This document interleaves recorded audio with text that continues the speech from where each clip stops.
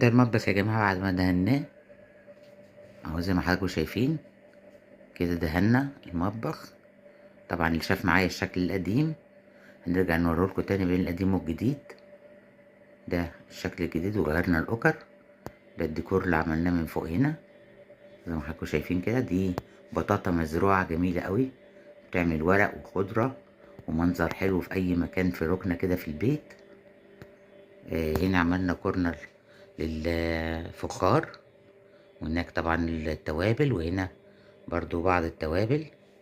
هنا ركبنا على الرخامة الفرش دوت اللي هو جميل جدا حراري بصراحة وشكله تحفة، غير من منظور المطبخ خالص. ده الجزء اللي تحت برضو كل ده دهناه. كل ده زي ما حضراتكم شايفين. هنا حطينا